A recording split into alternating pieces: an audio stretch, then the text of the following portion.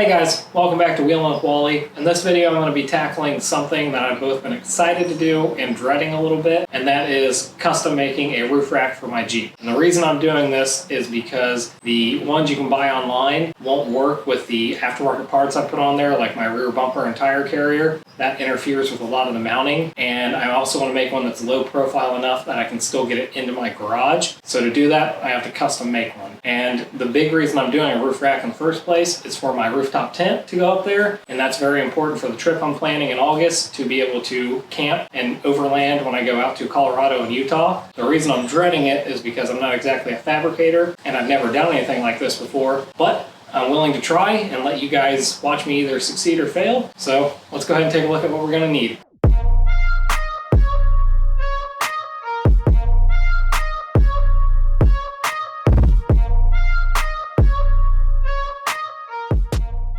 So bear with me on this one, guys. Like I said, I'm not a fabricator and I've never done anything like this before, and I'm kind of just going off what I've got in my head.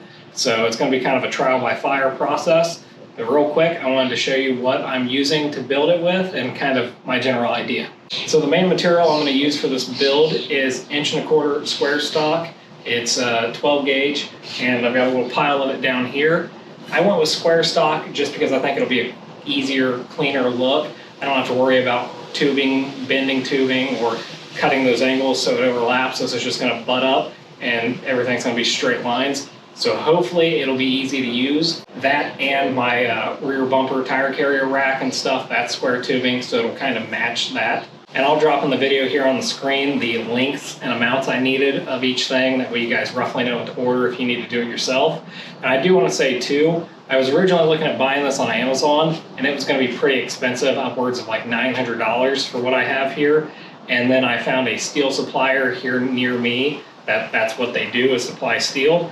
And I think I spent $350 on the metal. So it was much cheaper to find a steel supplier. So I recommend, if you're going to do this, find someone near you that supplies steel. So something I thought would make this job a lot easier was buying a little porta bandsaw like this. This will, I think, make it just tons easier. Just cut the steel really quick. Instead of using a grinder, I'll have cleaner cuts and stuff. So I'll probably recommend one of these for you guys. You'll see how it works for me in this video. Obviously, if you're going to do this, you're going to need a welder. I have a Hobart Handler 125. It doesn't do a 1/4 inch thick. I think it does up to 3/16 inch thick is the most it'll do, which 12 gauge falls into that, so we're good. And then I picked up just a battery operated grinder, just something that'll make it easier to clean the mill scale off the steel and just clean up welds when I need to. And then there's also going to be a few angled cuts you need to make. So I picked up this little stainless steel protractor just to make that more repeatable and more accurate. So I'd recommend one of these too. And then a big part of this build was figuring out how to attach the rack to the Jeep without doing too much damage. So I found these KC light bracket mounts, and it's going to work perfectly. It's already even got a nice little ledge here to weld to.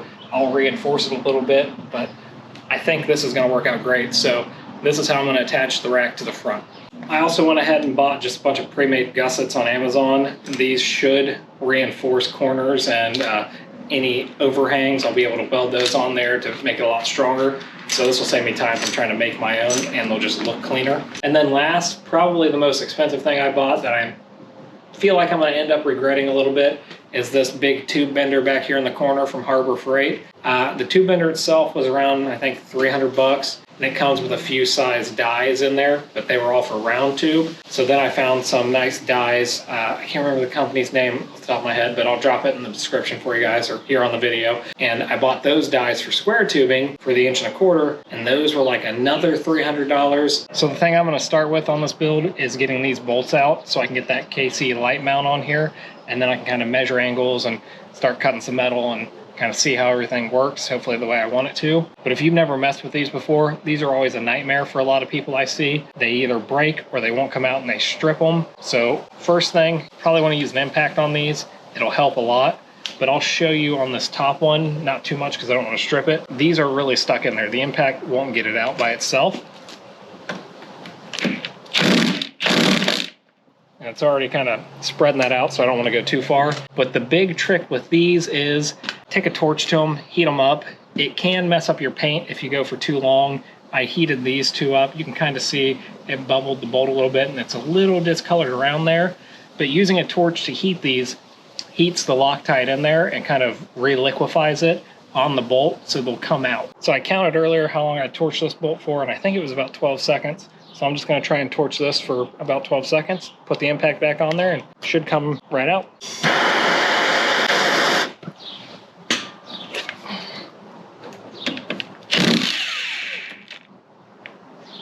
That came out no problem. Downside is all that heat was traveling up and it caught right here on this corner, and it really discolored up there, and I didn't want that to happen because down here is going to be covered anyway. So that's a bummer. Basically just a little bit of heat on each one of these, maybe do 10 seconds, might work for you and not discolor your paint, and then just get the rest of these bolts out. Well, that's crazy. I was trying to do this front one without heat because I didn't want to ruin this windshield seal, and my T40 broke off, and I mean I was barely using the impact on it. It must have been already pretty dead. I just got back from buying 2 more T40 bits. I have this spare scrap piece of 16 gauge steel. I'm just going to hold it right above the bolt under the seal. I'm wearing a welding glove to kind of resist any heat that might run up this. And I'm going to heat this bolt and hopefully not burn up my seal. There we go. So now that this is mounted on here, that's where the protractor comes in. And all I'm doing for this is sticking it on here and just eyeballing that looks pretty straight. So this is the path that the bar will take. So now I can transfer this angle to the metal to get the angle I need to cut off. So when I put the bar up here, it'll go straight up that same path. So I don't know if the camera's picking it up, but I've already marked it. But basically just take that edge, hang it on the corner here, and then just move it to the end. That's what I'm marking. And then that is what I'll cut off, and that'll give me the angle I need to weld it, and the bar will go straight up parallel with the windshield. I think that's pretty good. It does look a little off, like maybe I didn't quite get enough on this end, but I can always just fine tune that with a file or a grinder and just kind of finesse it to get the angle I need, and then I can make up a little bit for any weld or any gaps with some weld. So I've got 2 of these cut now, 1 for each side of the windshield, and if I stick it up here, you can see it follows this line pretty good. It doesn't stay straight with it. I did kind of want it to stick out a little farther anyway, that way the rack can come a little bit past the windshield. I haven't totally decided the whole design yet, but I think I'm going to weld a flat plate up here and be able to bolt the top of the rack down to this arm. That way I can kind of easily take this apart and put it together. Today, the first thing I'm going to try and get done is actually get this mount made up like I did the passenger side one yesterday. So I'm going to clean off all this paint here and then cut up a piece of scrap metal so I can fill this gap in the middle here, this oval piece. I want to have that filled with metal, that way I can get a nice clean weld across for the square tubing when I put it on. And then I will weld in the gusset over here to strengthen this side. Then I will cut off the excess. And once this is made up, I think I might start working on the rear mounts. I think it's probably a good idea to get all 4 mounts made up first, and then I can get the measurements between the mounts for the top rack.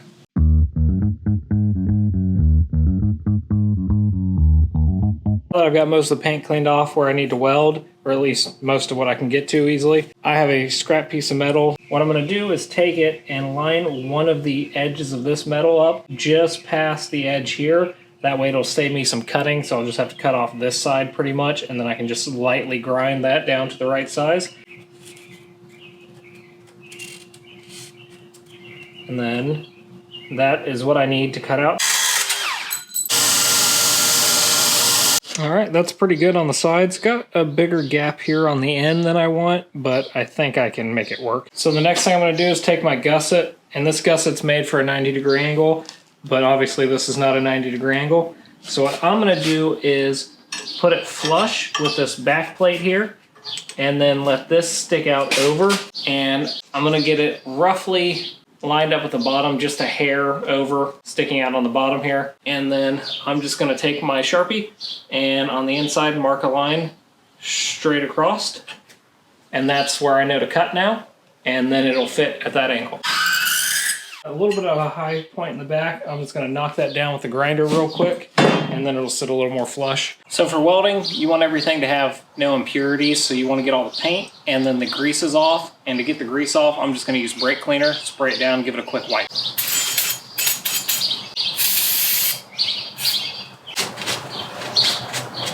first thing I'm going to start with is welding in this oval that's missing. I've got these little welding magnets, and they're going to help hold it in place while I tack it.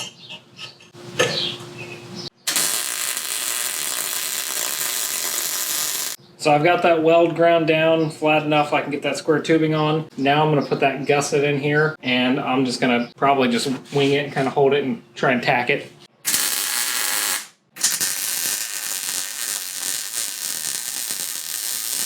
So off camera, I went ahead and did the other 2 beads on the inside of that gusset. And now I'm ready to tack this on and then make sure it all looks right. But before I can start welding on this, you'll see this kind of darker shade. This is a lot of mill scale on there that I need to grind off so I can get fresh bare metal. And then I'll degrease this too with the brake cleaner.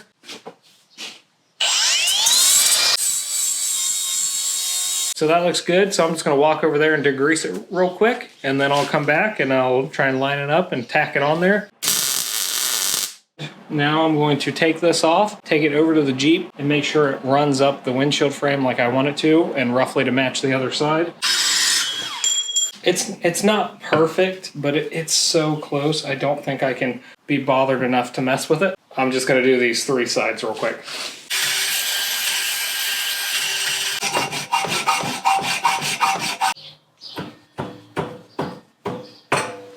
I think I can work with that, and that'll get us close enough, and I'll weld a plate up here to bolt the rack to. That's kind of my plan right now. We'll see. So just to go over some things I did yesterday, I have these big 1/4 inch gussets that I bought. They're 90-degree angles, and that's kind of what I was planning on using to attach the supports that go up the sides of the Jeep at the 4 corners to the rack. So kind of my general idea is, if you imagine this is the passenger side support, it would be mounted like this at the top of the windshield frame, and then you'd have this big triangle that I welded on, and you drill 2 holes here for bolts to go through, and then on the rack, imagine just a 90-degree corner at the top, because it's just going to be a big rectangle. So then I would weld another one of these gussets into that corner, same 2 holes drilled through there, and you'd bolt these 2 plates together. So I wanted this to be pretty substantial, so that's why I went with the 1/4 inch. Then bolts. So I think I mentioned it yesterday, I wanted to get new bolts to mount the KC brackets to the windshield frame, because the other ones are kind of small and short. So those are a 5/16 by 18 thread, and what I ended up going with was 1 inch length at Lowe's, and I've stuck them in there and they work. The only thing to think about is on these bolts, the head kind of goes in like that. It's not like a regular bolt head. You're gonna have to throw a washer on there because it won't seat in the bracket like the other original bolts will. Then what I'm thinking for the kind of rack interface, the bolts I chose, I think should work, are 7/16 by 14 by 1 inch. I think 7/16 should be plenty thick enough. And all of these are grade 8 bolts, by the way. Then I have these 3/8 by 16 by 1 1/4 bolts. I bought these for the rear of the Jeep, where I'm going to, you see all like the silver little nuts going through on my rear kind of wraparound corner armor. For that, I'm gonna take out 2 of those bolts and put these through. These are roughly the same size as what's in there, so I shouldn't have to make the holes any bigger. Still have to start working on the rear today. I've just been a little hesitant because I'm not 100% clear on what I'm gonna do yet, but I do have some big thick 3/16 over there, and I think I have 1/8 flat stock, so I can hopefully wrap it around there and do what I need to do with it.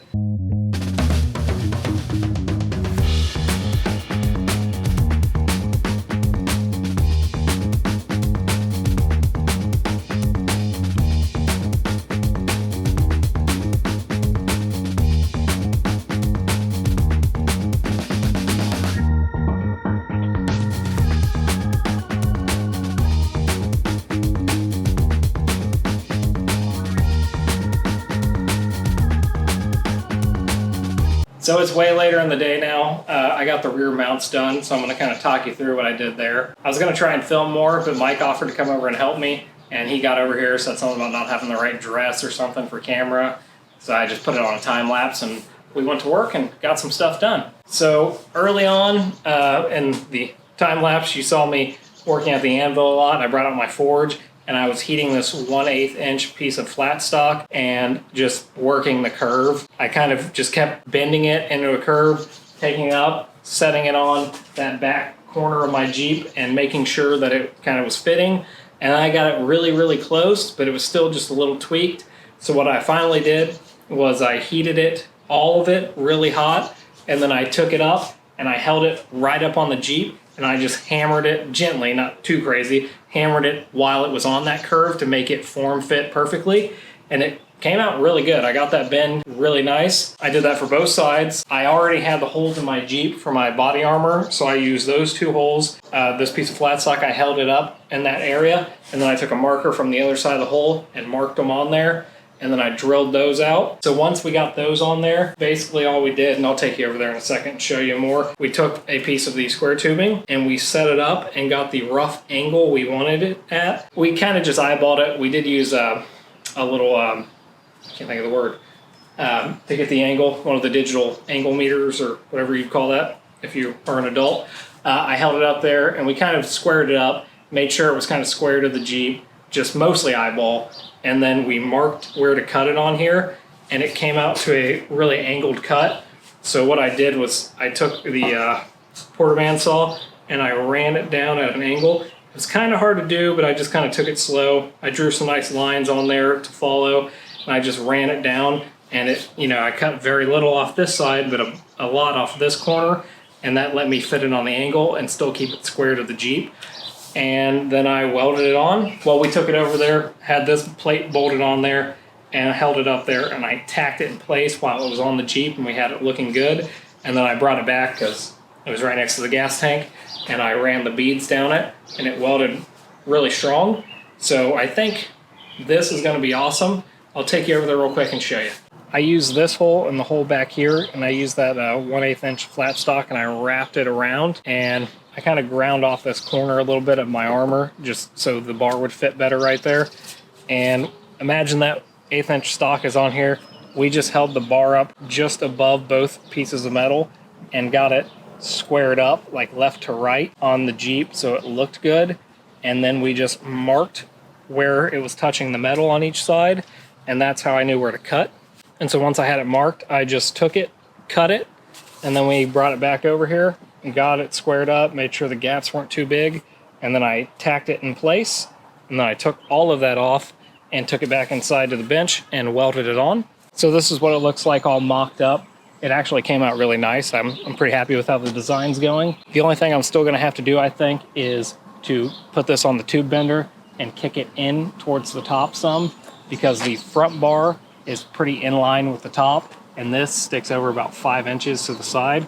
So I want it to be in line with the top as well. So the rack that goes on top can be a nice rectangle instead of being like, you know, tapered out towards the rear. Main reason I had to custom make this was 1, for clearance to fit in my garage, and 2 was because of this jerry can and tire carrier back here. And it worked out really well. It stops with maybe an inch of clearance before it hits. So that worked out excellent. If you guys aren't subscribed to the channel, please think about subscribing. I'm really trying to grow the channel, and these videos take a lot of work. I'm trying to put out some quality content for you. So if you could do that, that'd be great. Let's get back to work. So a new day, I just got off work, so I got a couple hours. I'm gonna try and knock out 1 or 2 simple things on this rack. And the first one is, I don't like that I only have 2 bolts up here. So I'm trying to decide where I want to add more bolts at. I know I definitely want 1 here. That way it can't rock as easily. But then I was thinking about putting 1 here, 1 there. So one very important thing to be aware of is on the driver's side, rear here is where your wiring harness runs. So there's a lot of wires right on the other side of this.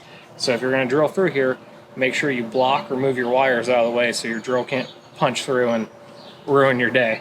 One other thing to be aware of is there's kind of a ledge in here. So really it's almost to the bottom of my plate here is just open, but after that it kind of goes under the Jeep. There's, like I said, it doesn't go inside the Jeep anymore. There's a ledge in there.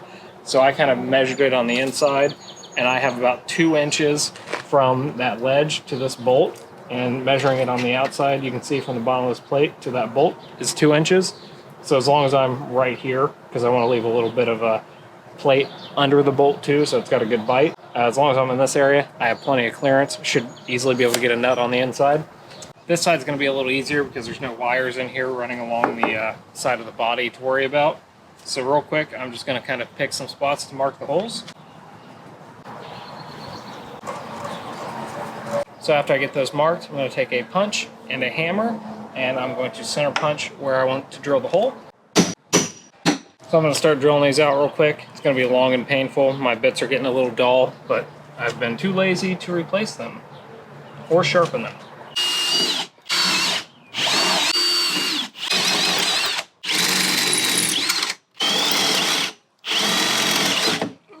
The next thing I think I'll be working on is starting to bend these tubes back here to get them in line. And once I get those bent up to where I need them, I can start to get measurements to build the top and build the interface so I can lock everything down together. It's another new day now. I've got a few hours before I go into work, so I want to try and get these rear mounts bent, the square tubing bent on them, and that lets me use this tube roller or tube bender that I bought from Harbor Freight.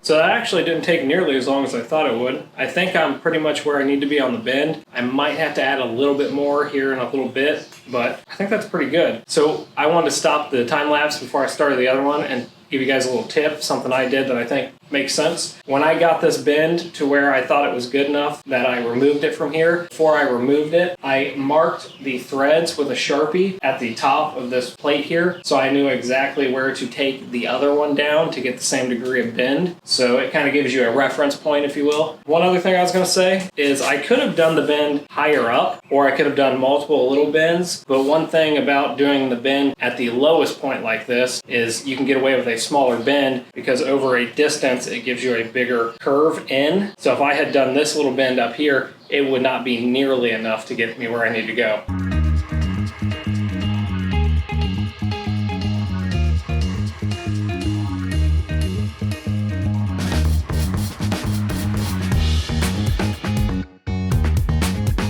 So I think I have the bends in the rear where they need to be, or at least close enough. And now I'm trying to figure out roughly where I need to cut these off at.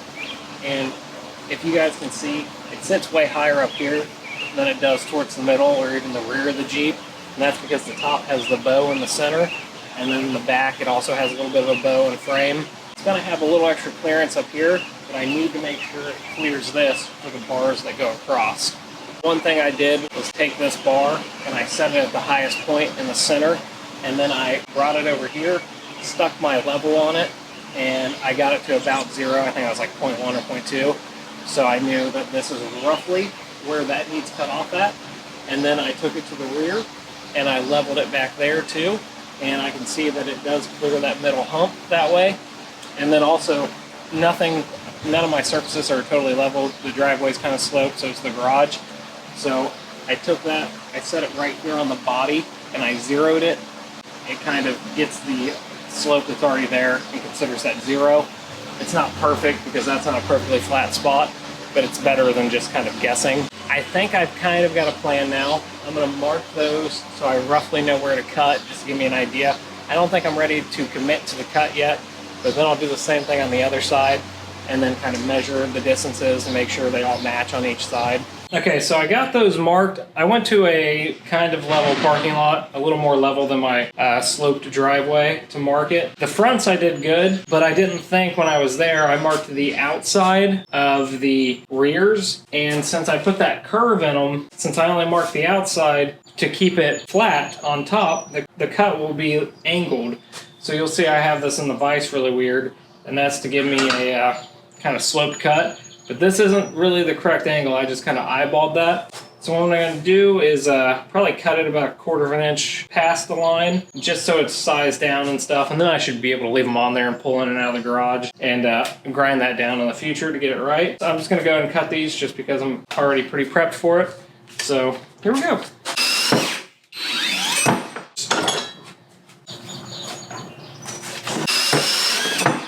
So this one's where I kind of struggle with the porta band. It's an angled cut and it has that flat surface on there, so it likes to try and pull itself flat. So I'll kind of try and angle this, but again, I'm going to cut it about 1/4 inch long, and that should give me room to grind it down for make up for any errors in my cut.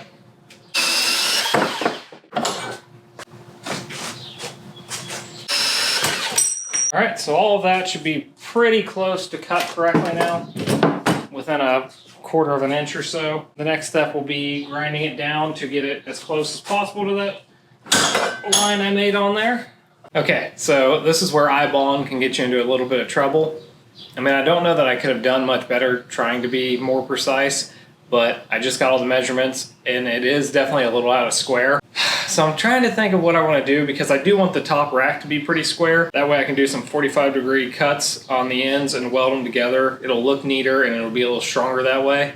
So I'm thinking I'm going to take them off and use the tube bender a little bit to adjust that. I didn't really want to do that, but I think that'll be the easiest and cleanest way to do it.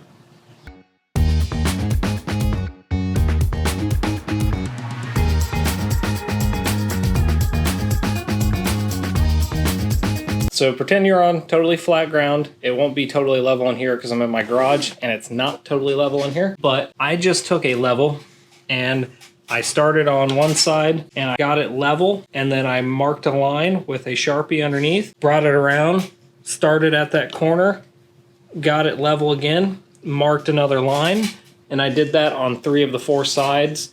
I figure after I cut it down those lines, the last will be pretty clear. The next thing I'm doing to make sure I have these cut at the right height, that way it sits just above my soft top, because I'm trying to make this sit as close to the soft top as I can so I can still get it in my garage. I only have like 4 to 5 inches of play. So I tied one end of the string over in that corner and I tied it at the spot I marked. And then all I did was bring this string over to this corner, and I can't really do it with one hand, but I wrapped it around like that. And I don't know if you guys can see in the middle there, the string is clearing the top. So I know if I cut this and that one at that spot, that the rack will clear the top of the tent. And then also I did this same thing from that corner to that corner and from that side to this side. So I did it from each spot to each spot and it was fine. And the other thing I did was stick a line level, which just attaches onto the line and hangs there and kind of gives you a level that floats on the line. I did that from each side to each side and corner to corner and made sure they were all roughly level. But that told me they're close enough that it should be pretty okay. And part of the way I'm designing this is I can use washers as shims to level this out later. So that's kind of the plan. If it's a little off or one side's lower, if I mess up, I can just shim it with washers.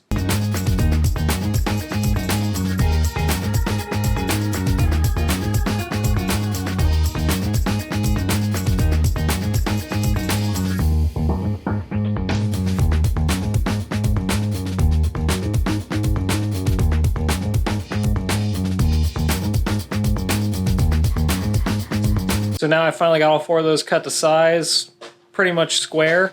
So I just need to take these and weld them to the top of each one. So now I get to pull them back off again and start welding. So I've got everything sanded down now and prepped and ready to be welded. It just started pouring down rain, so I had to pull the Jeep back in here real quick and move everything over. So I'm not sure if I'll be able to start welding the rack today because I need the Jeep out of here so I can kind of do it on the garage floor.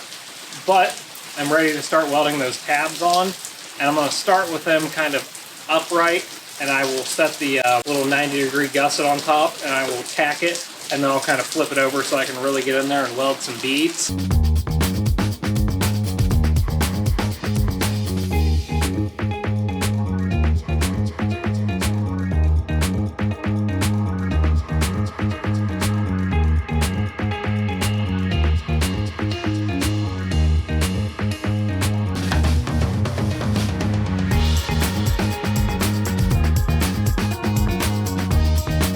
Okay, so now I've got these little 90-degree gussets welded on each of my 4 corner mounts. So I have to now stick these back on the Jeep for what feels like the 1,000,000th time. And then once they're up there, I can finally get the exact measurements from corner to corner. And then I can start on the rack. So let's get to it. This is kind of the layout and the size right now. So my plan is to start getting this cut, get it tacked together, get the gussets tacked in, that the gussets will be the mount. And once I get the general outline done and the gussets in, I want to take it up there, put it on the Jeep, make sure everything's going to work how I hope it does and think it will. And once I'm for sure on that, I'll take it back off and then I'll weld in the rest of the cross supports on it, and we should be pretty much done.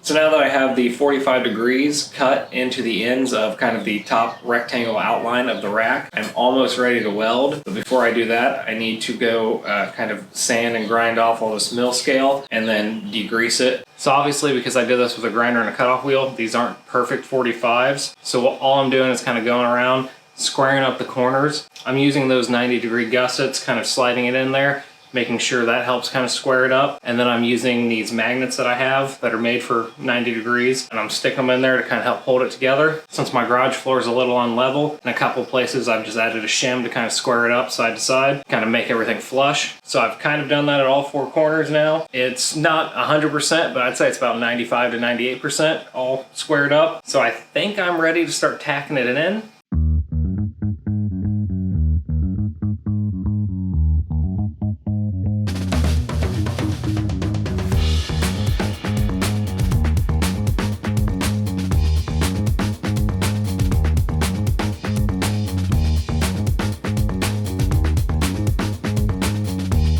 So while I've got everything squared up and clamped down up here, I think what I might do real quick is go ahead and drill the holes in it just to get that out of the way. Hopefully it won't move around too much and it won't be too hard. I think I have enough room to get a drill in there on each side. I'm just gonna do that off camera. I got 2 holes drilled in each corner now, and man, was that exhausting. That was a lot of drilling. It really wore out my arms, but I'm gonna bring this down, and I think I'm ready to finish welding the corners and then start welding in the cross supports.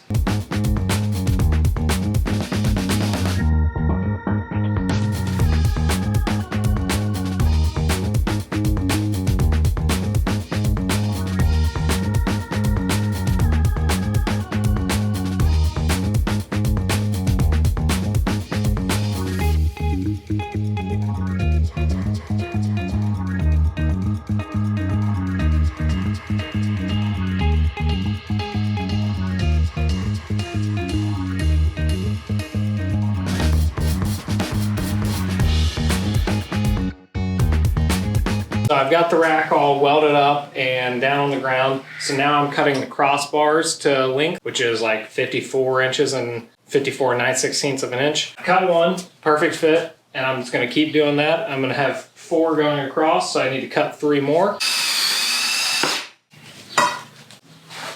Oh yeah, that's wedged in there nicely. So I need to do 2 more of these and then I'm good. I have everywhere a bar will touch this, ground and cleaned and degreased, and then I did the ends of every one of those crossbars and degreased and ground them down. So I think I'm ready to start welding, and I'm getting very, very close to finished.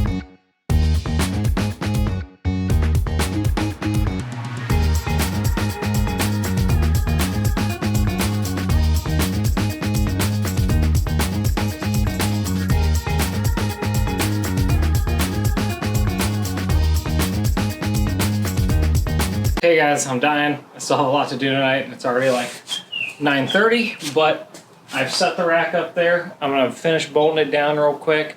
I really just want to get it on tonight. I want to take this to work tomorrow, and I want to just have the rack on there. I'm just super determined, but I'm just dying inside right now.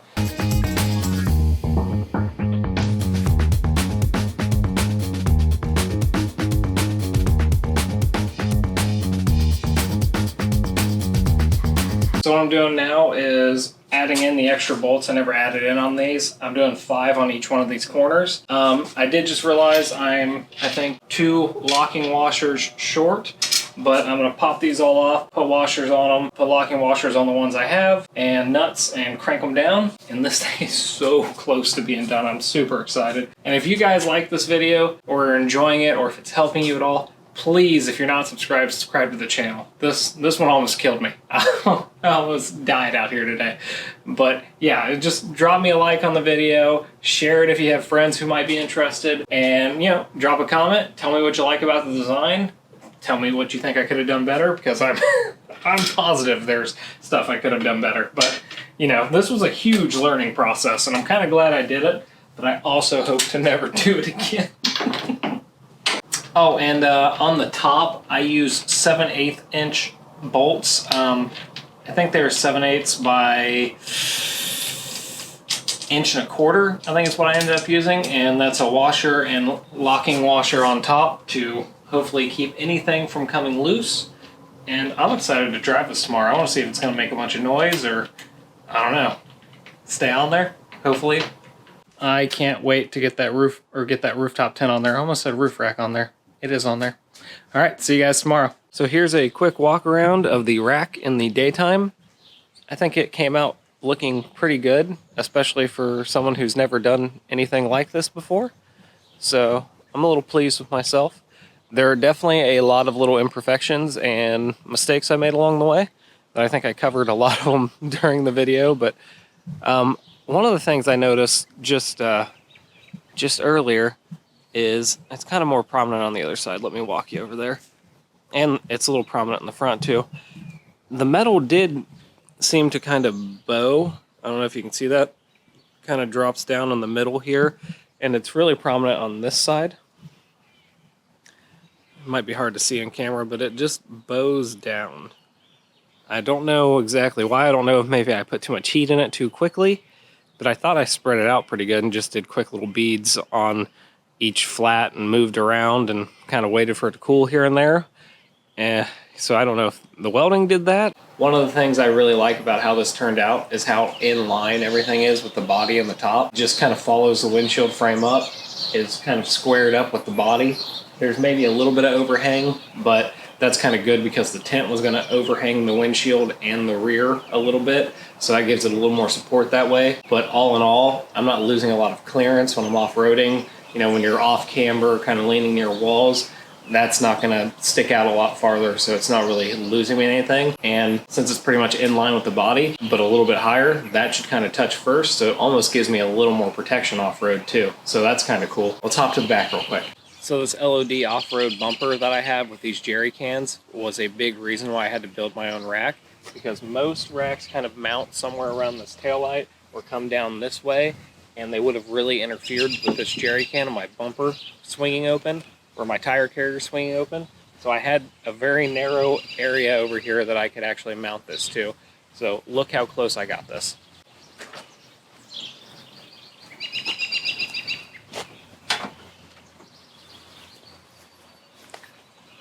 I mean, I can fit my finger in there sideways, and that's it. So that's how close I got it. So I'm pretty happy with how that turned out. I really kind of threaded the needle on that one. And the other thing was, I think I mentioned it before, was making sure this fits in my garage still, and it does. I can drive in and out of my garage with the rack on. I'll never be able to leave the tent on there, but the rack, well, leave the tent on there and park in the garage, but the rack I won't have to take off unless I want to. So all in all, I'm really happy with the build. I'm really glad it's over, because that was kind of something that was just hanging over my head that I pretty much knew I could do, but I wasn't totally sure. But I absolutely needed it for my big trip out west this year I had planned with the tent. We're camping a lot, so I had to get that on there. So it's kind of a big burden off my shoulders to have it done. I don't have to worry about it anymore. I hope you guys enjoyed the video. If you did, please like, comment, subscribe, all that jazz you hear from everyone all the time. It really helps out the channel, and I hope this helps you guys out. If you guys enjoyed this video, be sure to check out my future video covering this inspired overland rooftop tent. It's going to be awesome. I can't wait for you guys to see it.